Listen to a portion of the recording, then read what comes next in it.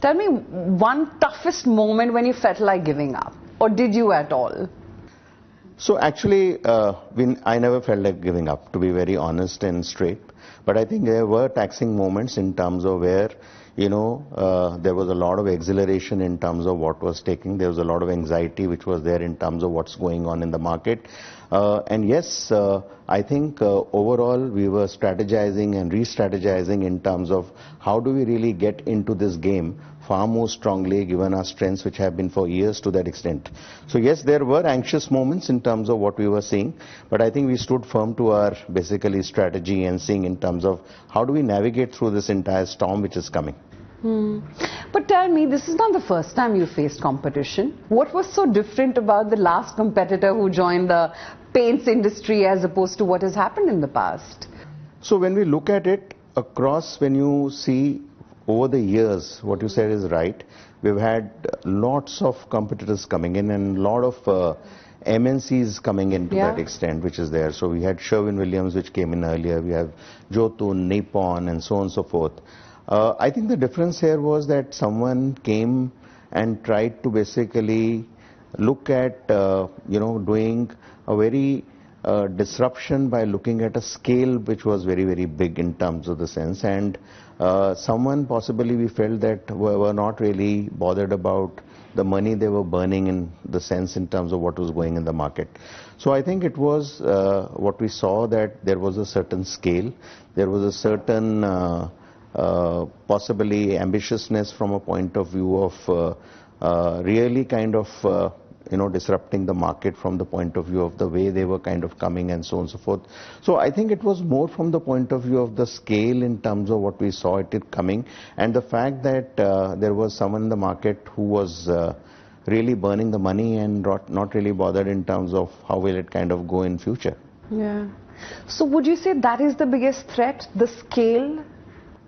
See, actually what we see is that there has been something which is nothing very different in terms of what we have seen. It is all Me Too in terms of whether it is the product range, whether it is service, whether it is in terms of the distribution or whether it is from the plants. Because actually it is all people from Asian Paints only who have gone there to that extent. So from that point of view... it's a compliment. Yeah, it is. It is the compliment. It is. And that has always been in the industry. We have all people from Asian Paints all across to that extent. So I think from that point of view, there has been nothing different. But I think the only difference we felt was that the kind of, possibly discounting, the kind of possibly the burning of the money was something which aggression was very, basically. Which was very, very high to that extent. No, there can be aggression in marketing, there can be aggression in innovation, but it is aggression from a point of view of discounting in terms of what we saw, which was something which was very different in terms of what is there, and we felt that possibly it kind of just carried on for a while to that extent. But does it work in your industry? Because continual discounting would then also mean quality suffers, right?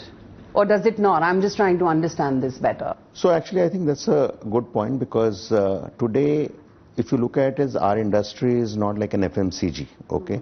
It's neither like a consumer durable, it is something in between. And at the same time, the consumer in a paint industry is coming for painting once in 5 years, okay? Unlike an FMCG industry where, I am buying every week, every day, every month kind of a zone, and I'm really interacting with the brand.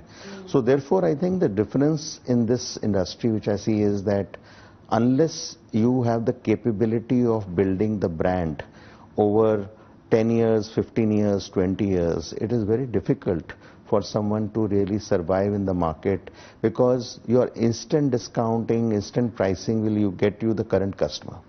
Okay, the customer which is going to come literally the next year, you have to kind of really start looking at sustaining the same thing in terms of what you're doing with that customer, because the customer which is coming is totally different.